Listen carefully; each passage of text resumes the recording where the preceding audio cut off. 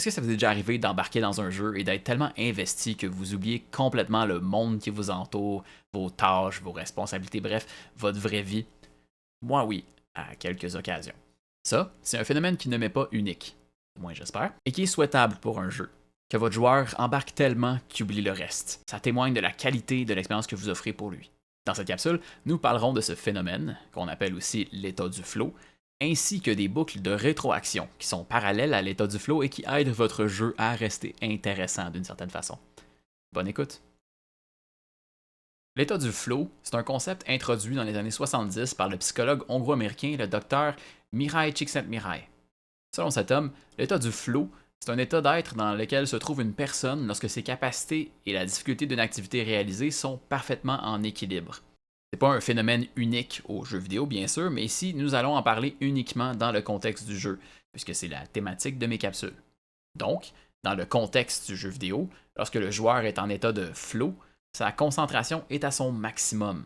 Le joueur se sent pleinement en contrôle, oublie presque son environnement autour de lui et se déconnecte du monde extérieur.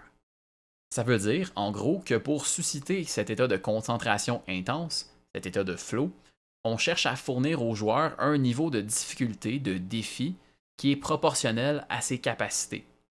Un niveau de difficulté trop facile pour le joueur peut être ennuyant, le sortant de cet état, alors qu'un niveau de difficulté trop difficile peut rendre le jeu frustrant ou anxiogène, le sortant encore une fois de sa zone de flow.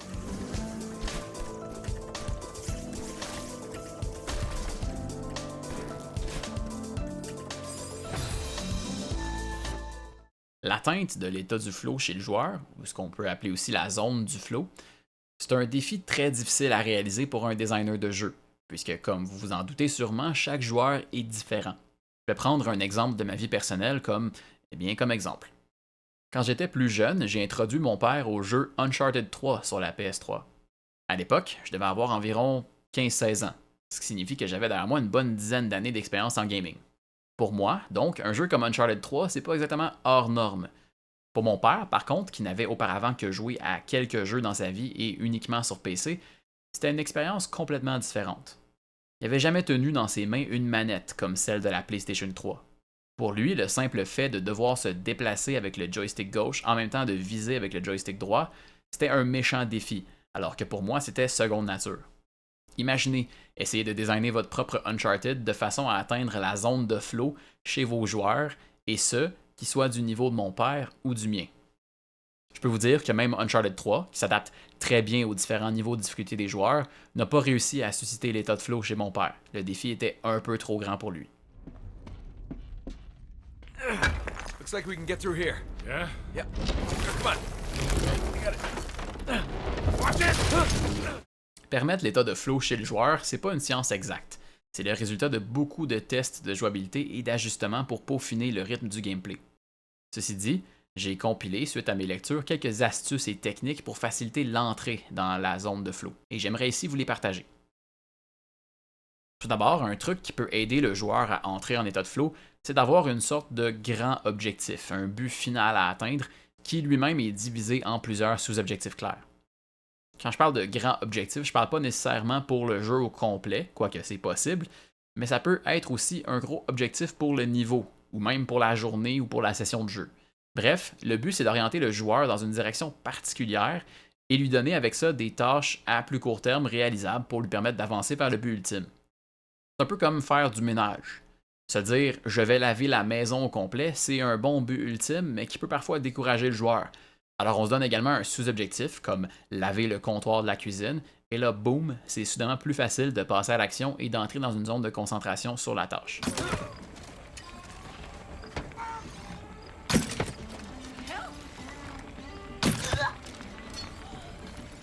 Un autre truc qui peut aider avec l'état de flow, c'est d'utiliser une forme de progression.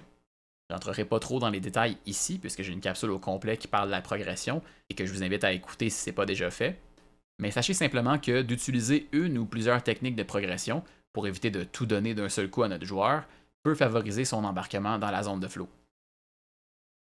Adapter la difficulté du jeu selon les capacités du joueur, c'est aussi une bonne approche pour permettre l'entrée dans la zone de flow. La plupart des jeux ont la possibilité d'ajuster le niveau de difficulté selon ce qu'on perçoit de nos capacités. Un joueur moins expérimenté peut choisir de jouer dans un niveau plus facile, alors qu'un joueur très expérimenté peut jouer dans un niveau plus difficile. Placer ce choix dans les mains du joueur, ceci dit, c'est pas toujours incroyablement efficace. Pour certains, jouer à un niveau de difficulté plus élevé que nos capacités, c'est une sorte de badge d'honneur, de mérite, et ce, même si ça mène à de la frustration inutile. Des jeux comme Doom ou Wolfenstein renforcent cette pensée-là en ridiculisant les joueurs qui choisissent de jouer dans un niveau plus facile, par exemple. Certains jeux, comme les plus vieux Call of Duty, tentent de carrément diagnostiquer le niveau de difficulté recommandé pour le joueur à l'aide d'une sorte d'épreuve test au tout début. Cette approche, quoique intéressante, n'est pas non plus super efficace, puisqu'elle se concentre que sur certains aspects du gameplay, comme la rapidité. D'autres jeux, comme Resident Evil 4, utilisent une approche plus subtile en termes de difficulté adaptive. Dans ce jeu, la difficulté est adaptée automatiquement de façon à mettre, autant que possible, le joueur en état permanent d'inquiétude et de tension vis-à-vis de la quantité de munitions disponibles. Lorsque le joueur est très performant et réussit à bien économiser ses munitions en évitant certains ennemis et en éliminant les ennemis rapidement, le jeu réduit la quantité de munitions disponibles dans le niveau. A l'inverse, lorsque le joueur est plus maladroit dans son approche, le jeu met à sa disposition plus de munitions pour lui laisser une plus grande latitude. Ainsi, selon le niveau de compétence du joueur, le jeu paraît ajusté et fair, ce qui accentue et facilite l'accès à l'état de flow.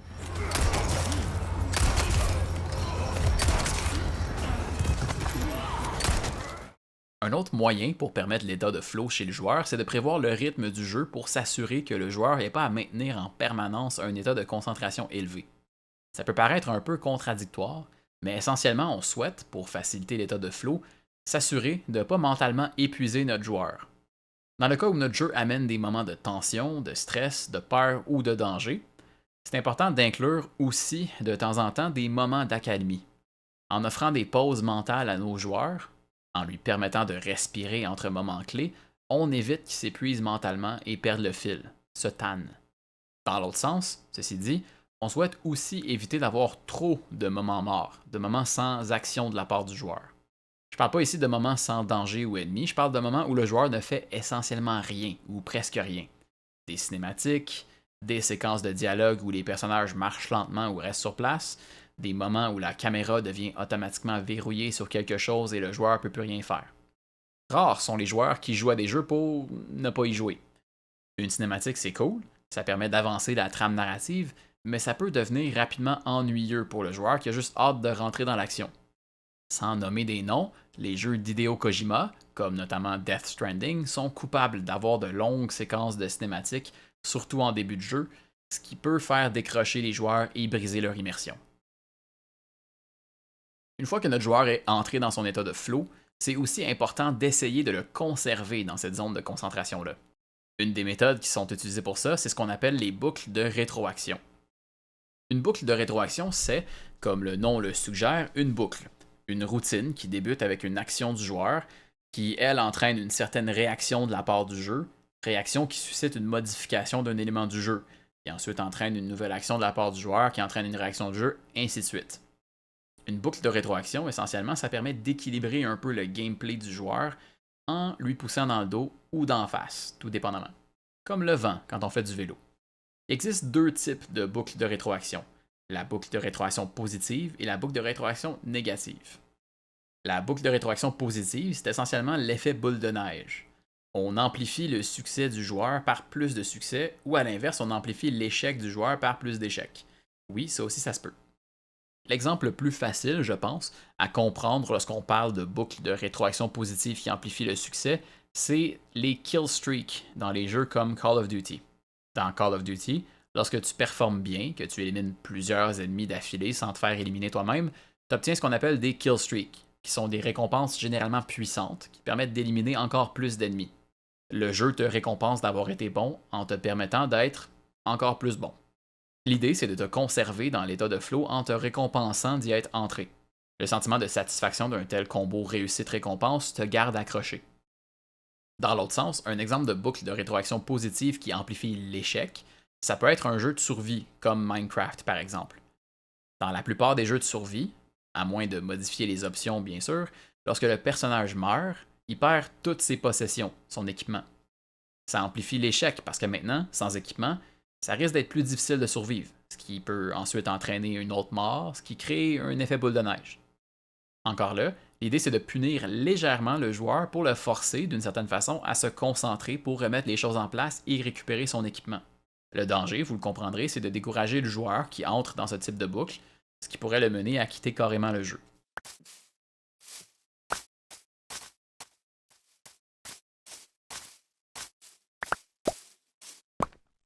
Une boucle de rétroaction négative, c'est l'inverse de l'effet boule de neige, dans le sens que c'est une boucle qui vise à stabiliser le jeu en freinant ceux qui réussissent très bien et en aidant ceux qui échouent. Les jeux de course utilisent beaucoup ce type de boucle de rétroaction, avec une méthode qu'on appelle communément le rubber banding, qui consiste à accélérer légèrement les joueurs qui sont dans les dernières places et à ralentir légèrement ceux qui sont en premier. L'idée, c'est de maintenir la tension jusqu'à la fin de la course en donnant la chance à n'importe qui de potentiellement réussir, même ceux qui sont moins doués. Les jeux de Mario Kart sont particulièrement coupables de ça, en utilisant même, comme vous le savez probablement, des items aléatoires variables selon notre position dans la course. Ah, les fameuses coquilles bleues. Un autre exemple de boucle de rétroaction négative, c'est un exemple que j'ai donné plus tôt dans cette capsule, Resident Evil 4. Le fait de donner plus de ressources et de munitions à des joueurs qui ont de la difficulté, alors qu'on en donne moins à ceux qui réussissent plus facilement, c'est un exemple parfait de boucle de rétroaction négative. On conserve l'attention pour tous les types de joueurs en leur poussant dans le dos ou en leur offrant plus de résistance, selon les aptitudes. En général, il est recommandé d'utiliser un mélange de boucles positives et négatives. Elles ont chacun leurs points positifs et négatifs, et c'est important de les considérer lorsqu'on détermine l'expérience du joueur dans notre jeu. Ceci dit, les boucles de rétroaction peuvent être difficiles à réaliser organiquement sans créer de frustration chez les joueurs. Ceux qui ont déjà joué à des jeux comme Call of Duty ont probablement déjà ressenti beaucoup de frustration envers les fameux killstreaks, et ceux qui ont déjà joué à Mario Kart connaissent la douleur de la coquille bleue juste avant la fin de la partie. Le sentiment d'intervention divine que peut créer une boucle de rétroaction peut créer de l'injustice. Il peut donc briser l'illusion que c'est le joueur qui est en contrôle. Idéalement, ces boucles de rétroaction devraient, autant que possible, être invisibles pour ne pas briser l'attention et le momentum du joueur. Un bon exemple de jeu qui combine bien les boucles négatives et positives, c'est les jeux Civilization. Dans Civ, une civilisation qui réussit bien, et par exemple conquis plus de territoire, aura en retour plus d'accès à des ressources naturelles et de l'argent.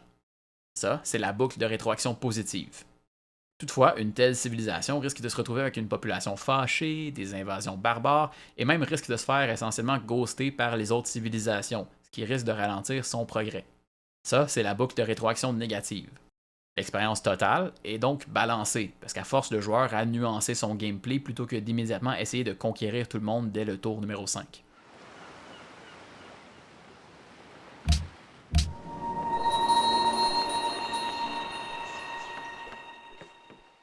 Bref, l'état du flow c'est très certainement souhaitable, mais c'est pas toujours facile à calibrer. Les boucles de rétroaction y aident à cet effet, mais sont aussi un couteau à double tranchant qui peuvent nuire à votre expérience. Comme je dis souvent, la meilleure façon d'ajuster tout ça, c'est en testant. Sur ce, je vous invite à aller consulter mes nombreuses sources pour cette capsule pour plus d'informations. Les voici. L'article Design en jeu par Thomas Thibault, publié en février 2020 sur le site collectifbam.fr. L'article Mihai Csikszentmihalyi's Flow Theory, Game Design Ideas par l'utilisateur iCodeWithBen, publié en novembre 2023 sur le site medium.com. L'article The Flow Applied to Game Design par Daniel Bérubé, publié en mars 2019 sur le site gamedeveloper.com. L'article Game Systems, Feedback Loops and How They Help Craft Player Experiences par la compagnie Machinations, publié à une date non précisée sur leur propre site machinations.io. L'article Feedback Loops in Games par Akshat Sultania, publié en août 2023 sur le site medium.com. L'article Feedback Loops par le Hogeschool van Amsterdam, publié sur le site tkdev.dss.cloud. Et finalement, l'article Positive Feedback Loops, The Power of Choice, Digital Independence and Building Something Better for Everyone par Nathalie Lawhead, publié en octobre 2024 sur le site gamedeveloper.com. Merci pour votre précieuse écoute et à la prochaine.